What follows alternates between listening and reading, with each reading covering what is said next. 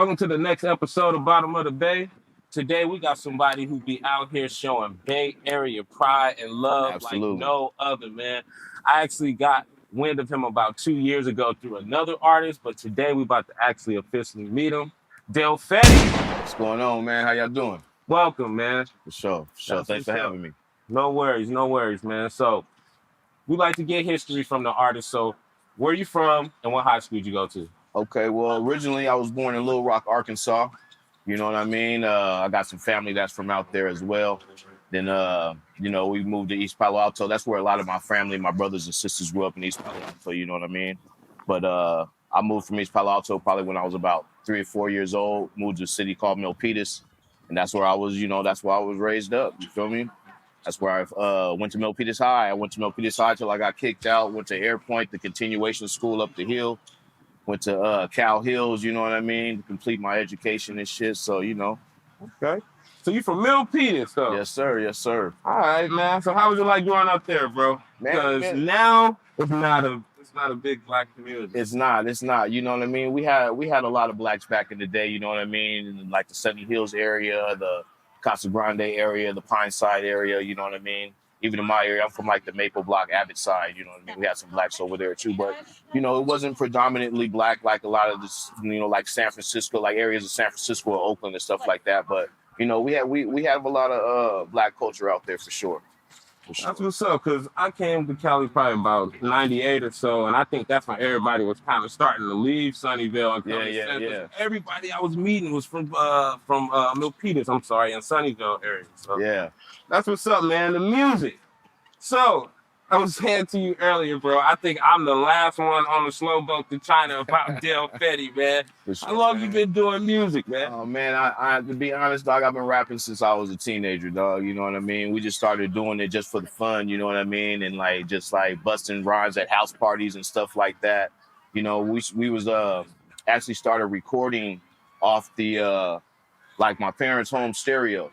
You know what I mean? We would have we would be listening to artists like Too Short or Chunk or C-Funk or, you know what I mean? Acts like that, you know what I mean? But they would always leave these long, extended, instrumental beats on their, after they did their rap. The beat would just ride out. Like nowadays, songs are 2-3 minutes or whatever. Back then, songs were 6, 7, 8 minutes sometimes. Too Short had a song that was 12, 13 minutes. Yeah. You know what I mean? So they would have those extended little instrumentals, so we would just take those instrumentals and just loop the hell out of them on the tape. You know what I mean? Not even on a CD or in the studio. We were really on the tape, pause, stop, and pause, stop, pause, stop. Yeah. Take a little break from this one, add it to that. You know what I mean? And then we just started plug the microphone in and we just bust our rhymes. You feel me? That's how we started. That's that hood engineering, man. Absolutely. Before you could get to the studio. You could, man. We were putting that little paper in the corner. Absolutely, for sure. You know what I mean? You messing up your sister, brother, cousin. They tape that they done spent $15 on. You know what I mean? You done put your little paper towel in there. Now it's all your stuff. Y'all don't know nothing about messing up grandma's church tapes. Oh, for real, bro. All right, man. So you said you've been doing music since you was a teenager. Yeah. How many albums, collab projects, mixtapes have you actually released? Personally, I've probably released about a good 7, 8 albums, you know what I mean? A couple compilations, a couple of group projects with outside of those 8 solo projects, you know what I mean? Mm-hmm. I got a group called The Guest List with my boy Hillbilly Hef, you know what I mean? Started off with me, Hef, and Biggs. We do a lot of party music, a lot of smoking, drinking type stuff, you feel me? Yeah. Some political things, you know what I mean? But now it's just mainly me and Hef, and we usually perform with Afro-Man probably 2-3 times a year, you know what I mean? Yeah. And do a lot of shows and shit. I got my boy out of France, a DJ I hooked up with through Instagram, you know what I mean? I had him do some scratching for me, and we got a whole project called Intercontinental. So he was just sending me beats, you know what I mean? And it just gave me a chance to because I make beats, I produce, I engineer, I graphic edit, I video edit, you know what I mean? I do a whole lot of shit. Mm-hmm. But when we did this project, it allowed me the opportunity to just sit back and be an artist again and shit, and just write lyrics and just, you know what I mean? Let him do all the other stuff, you feel me? All right. We got a dope little album called Intercontinental. We got a couple singles that's out right now, Expertly Speaking. The one that just came out last month on the 19th is called Picasso. You know what I mean? That's just I mean, it's just dope, bro. It's like dope beats, dope lyrics. Got another song called "In Your Zones," talking about smoking and just, you know what I mean? A lot of good stuff, man. So you don't really got a number for how many projects you put out. You I just do it, bro. That's I right. just do it, man. You know what I mean? I record a lot of my stuff at my house, so you know what I mean? Whenever the inspiration strikes, sometimes I just get in there and just let it go. I'm glad you said that. Do you ever get overwhelmed though by having to do everything, bro? That is a lot. I'm not gonna Graphics, lie. music, I'm not gonna lie, dog. Sometimes I do get overwhelmed, but at the end of the day, you got to get shit done. Yeah. You know what I mean? So sometimes you don't have the luxury or the convenience to wait on someone. Yeah. You know what I mean? So you have to jump into these different elements of the music business and do what you got to do. You know what I mean? Like I did it off because of necessity. You know what I mean? I didn't want to have to pay $300, $400, $500 every time somebody wanted to sell me a beat. So I started learning how to make beats. Right. I didn't want to pay $200 every time I needed an album cover as much as I released music. So I learned how to do graphics. You know what I mean? I learned how to video edit. I learned how to line my stuff up on the timeline, sync it to the beats. So, you know what I mean? Chop it and, you know what I mean? Do all the shit. So, you know, you just got to get in there and do what you got to do when you got to do it, dog. It becomes a bit easier too once you learn how to do everything and get your flow. For sure. down. You know what I mean? And then you can like, when you do delegate it to somebody, you know what your expectations are when they send it back to you. You know what I mean? Instead of them just, you sending it out with a blank canvas and them just sending you what they want. You feel me? Okay. And then you could add different elements down the road if things may change or whatever the case may be. So, you know, it's good to get in there and learn different things. YouTube University, get on that shit. That's right. So you brought up cassette tapes earlier. I'm sure you went through the CD era. Absolutely. The independent hustle being in the Bay Area. What's some of the differences that you see and notice now from maybe like 2005 to now? I mean, it's really not, well, I can't even really say that because like first of all, I'm a fan of music. So you never know what concert or show you might see me at. And a lot of these different shows, their artists are still selling CDs. So I can't say that the CD is dead. Mm-hmm. But for the newer, younger crowd, they don't like the CD. They like to, you know, they want to scan it with their phone because it's Right cool. there. You know what I mean? They like the coolness of the technology. No, they You feel like me? the readiness. And to be honest, like I'm a fan of tech guy. I like it right then and there, man. It's like Exactly. accessibility Everybody wants it instantaneous right now. You know what I mean? I mean, but I mean that. But I'm that's glad the I world got we you live and we in. talking about it. But what's wrong with that? There's though? nothing wrong. I'm not saying there's anything wrong with that. Oh, okay. Because there's different people that like different things. That's why we're who we are. You feel me? Yeah, because I've seen people though that's just totally against CDs and stuff too, and that's where it's like, well, you know, a lot of that boils down to, like I said, the technology now.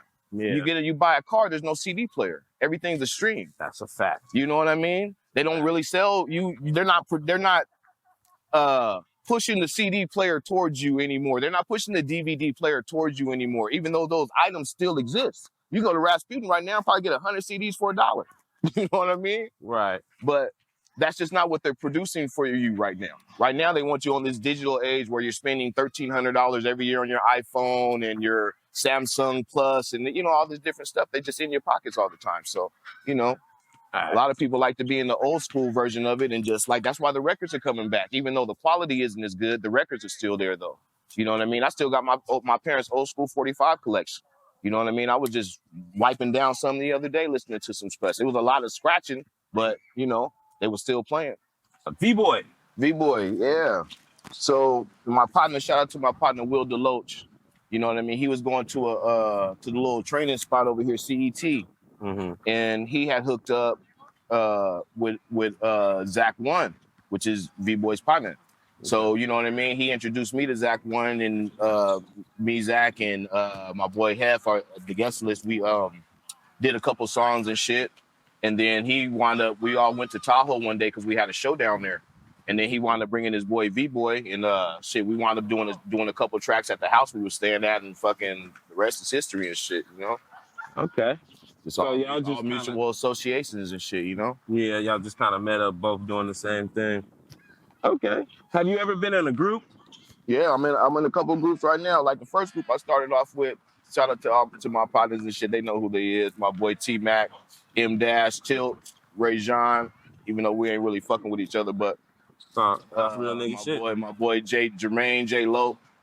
You know what I mean? My boy Leon. My R.I.P. to my boy Damon. R.I.P. to King Kong. You know what I mean? That was our group, Crazy Ass Lunatics, 225. You know what I mean? That's what we started when I was talking about the little. How many members is that? Like 9?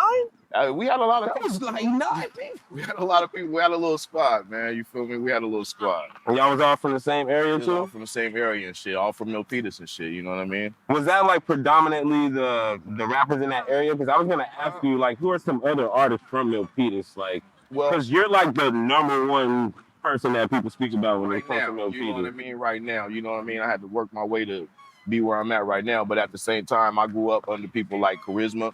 My boy Charles Hicks, you know what I mean? Stone Throw Records, yes, absolutely. What? Stayed on Kennedy Drive, right by Cardozo Park. That is hard. I did not know that. Shit, when he passed away, man, you know, R.I.P. When he passed away, what's old boy's name from fucking DJ Quick? Not Sugar Free, but You say he passed away? Yeah, he passed away in like 96, 97 and shit. I can't remember. So boys, I can't think of his name right now, but he came down because they was both on Hollywood Records and shit. So he came down and spoke on his behalf at his funeral and shit. Okay. Yeah. So Charisma, you know what I mean? My partners, shout out to my partners, Tay Mac and Half Breed, Tayati Freeman, Fred Lucero, you know what I mean? Those are my partners. They went by the group Mad Face, you know what I mean? They dropped their shit in 96. That was like one of the some of the fatherhood of Milpitas music, you feel me? Right. Produced by the homie Ed Preston. My boy Creep Insane and fucking Sicko Sock, you know what I mean? They had what was the name of their group? Fucking I can't think of the name right now, but they had a dope ass group too and shit, you know what I mean? So it's been a few groups of Milpitas. Shout out to my partner Strip and Doc Johnson, True Hogs, you know what I mean? We had a lot of groups of Milpitas. My boy Mr. E, Sir MOJ. You know what I mean? Mose? Yeah, Sir Mose. Absolutely, yeah. Sir Mose been cutting my hair since 9th grade, bro. Yeah, we was all at Milpitas High together. You know what I mean? That's crazy, man. I'm just gonna have to say it, bro. I thought a lot of the people that I did recognize, you just said, I thought they were from San Jose. Yeah, them all Milpitas cats, man. Oh, man, we in there, baby. So let's get into this, man. Where does this fandom, sports, front row, deli, hey, bro, swagged out, blinged out? Where does persona come from? Because I love my teams. Mm-hmm. Like, I don't rep any other team. You feel me? I'm a Niner fan since the Niners been winning in the 80s because my dad was a Niner fan. Mm-hmm. You feel me? My brother's a Niner fan. My mom's a Niner fan. My sister's a Niner fan. You feel me? Like, it's just in us. Giants, that's what my dad repped. He repped the San Francisco Giants. And even when we was losing and all that shit, I'm not just one of these new fans just because we won championships and everybody throws on the shit. You know what I mean? Like, we was out at the park doing this shit right here. You know what I mean? When Chris Webber got drafted by the Warriors. That motivated us to go play fucking 3 basketball games every fucking day. You feel me? You feel me? So this is our shit. When we was 13 and whatever the fuck, you know what I mean? I was a Warrior fan, dog. I got a song called Die Hard. You know what I mean? The hook is like this. When Mike was winning rings, I was a warrior. When Shaq did his thing, I was a warrior. Sang with a king, I was a warrior. Always a warrior, man. I've been a warrior. You feel me? Like, that's I rep my squads, bro. Okay. Arkansas Razorbacks, you know what I mean? Shout out to the South, you feel me? Yeah. That's right, man. Arkansas, huh? Yes, sir. You go back? We used to go back, man. We used to, so we had when I was a kid and shit, we had a mobile home. So we used to pile up in that thing and drive all over the country and shit, you know what I mean? My pops was a cement mason and my mom had her own daycare at the house. So shit, she was able to take off whenever she wanted and shit, you know what I mean? So, you know, we used to go back to Arkansas probably like once every couple of years, you know what I mean? Hang out with my cousins and shit. It's been a minute since I've been back and we actually been trying to plan it, but you know, it's just getting everything together and getting everybody together, really. That's what's up, man. That's where actually my peoples is from, but I never been there before. Like, my St. Louis peoples came from Arkansas. Okay, so. For sure. That's what's up. That's what's up, though, man. Yeah, so, we got Pine Bluff, we got Little Rock, we got Brinkley. Oh, shit. You know what I mean? We got all a few places in Arkansas. Y'all all over there. Yeah. Okay. So how would you describe your sound, though? My sound? Mm-hmm. My sound is definitely Bay Area sound, but, you know, I grew up watching Yo MTV Raps. You know what I mean? It wasn't a whole lot of Bay Area cats back then. You know what I mean? So I listened to Eric B. and Rakim. I listened to Big Daddy Kane. I listened to Stetsasonic. I listened to, you know, a whole bunch of that shit, a whole bunch of that influence right there. You know what I mean? But I also listened to the Ice-T's. I listened to Conscious Daughters. I listened to Paris. I listened to MC Hammer. You know what I mean? So I listened to the South shit. You know what I mean? So my style is like it's just music. You feel me? Music, but it's more definitely catered to Bay Area. Shit, you feel me? It's Bay Area shit, but you can feel it wherever the hell you at. You know what I mean? That's how I look at it. Okay.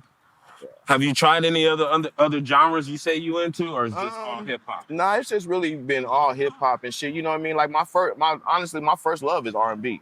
You know what I mean? Because when I was young, shit, we didn't have no rap.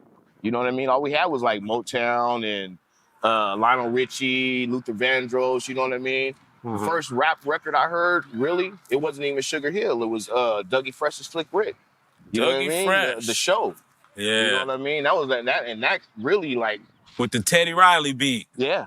That shit, bro. You know what I mean? That really got me on hip hop. And then it just kept coming and shit. You know what I mean? Yeah. Like I remember songs like I'm all rapped out. You know what I mean? Like there was like all the little gadgety ones, you know what I mean? Bobby Jimmy and the Crickets and all that type of shit. You know what I mean? Damn. Like, you feel me? I remember hearing about this, but I think I was like a little too young. Yeah, though. Man. You feel me? Like that's all the shit that was playing. Cause you know, like when we used to, so we went to my grandma's house. When we moved to Milpitas, we went to my grandma's house every Saturday. Mm-hmm. So, you know, we bring my parents fucking box of 45 that I still got right now. We bring that, and I'd be the DJ. We had the little flip up console radio player and shit, you know what I mean? So we put the records on. But not only that, we had the Donnie Simpson. You know what I mean? Donnie Simpson was on the TV. That was a TV show, right? Yeah, Donnie Video Soul. Yeah. Yeah, so that was about 6, 7 o'clock at night and shit, you know what I mean? So we'd be watching all that stuff, not to mention my sisters and cousins and everybody. This was the meetup spot. This is where the barbecue was happening. This is where the kids was all playing, you know what I mean? Even if you wasn't gonna stay, you come drop your kid off because all the family's over there. You know what I mean? So all that type of music would be playing because there would be the younger generation there too. You feel me? So it wasn't just all the oldies all the time. We'd have a lot of that younger rap and everything playing as well. Okay. Would you ever let your kids be an artist? Absolutely.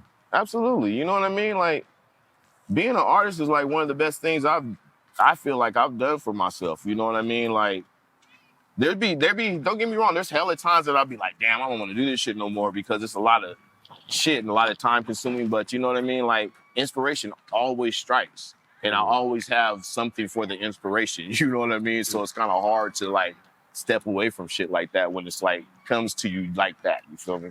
Okay. Yeah, I always like to ask that question because, you know, that could go either way because the kid could, you know, they could possibly not be a little Bow Wow type of rapper. They could be on the other side of the fence, for sure. You know, I mean, things are a lot different nowadays, you know what I mean? But things are different every time someone becomes a parent. That next generation is always going to be different. So, right. You know, you really got to, that's one of the fundamentals and the way you were raised and brought up and all the different things come into play and shit, not just the shit that's out there that you might get influenced by. All right, man. So what Legitimate Grind.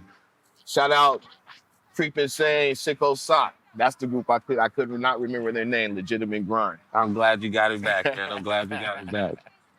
So what's ahead? What's for the future, man? What can we expect from you? Man, just shows, everything. Give it to us all. Man, just better and better, bro. Each time you see me, it's gonna be better and better and shit. You know what I mean? I don't really set a whole lot of expectations and shit, you know what I mean? I just really just do shit, bro. You know what I mean? Like I said, inspiration always finds me, so you'll always see me somewhere doing something. And like I said, I got a lot of music coming out. I got music coming out with my boy from France.